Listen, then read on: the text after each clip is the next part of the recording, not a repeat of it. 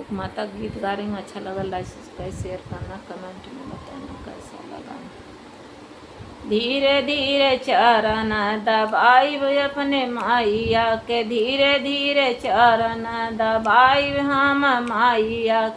हर दबाई हम मैया के, दबाई हम मैया के, धीरे धीरे चरण दबाई हम मैया के, धीरे धीरे चरण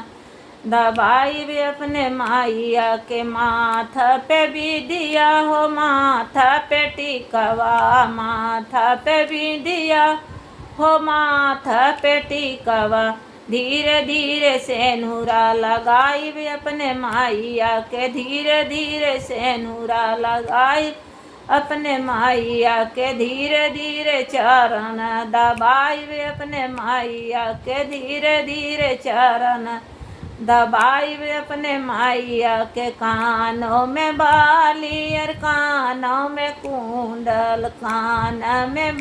ली हो नाकिया में नाथुनी, धीरे धीरे हरवा पहनाई भी अपने माइया के, धीरे धीरे हरवा पहिराई भी अपने माइया के, धीरे धीरे चरण दबाई भी अपने माइया के, हर दबाई भी अपने माइया के, दबाई भी अपने माइया के, धीरे धीरे चरण दबाई भी अपने माइया के। हाथों में चूड़िया हो, चूड़िया में कंगना, हाथों में चूड़िया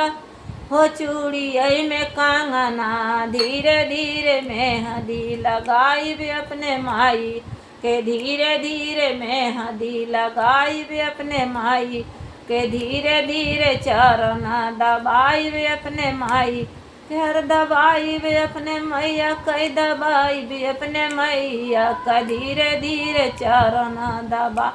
दबाई भी अपने माइया के। आंगों में साड़ी हो, आंगई में लहंगा, आंगों में साड़ी हो, आंगई में लहंगा, धीरे धीरे चुनरी ओढ़ाई भी अपने माइया के,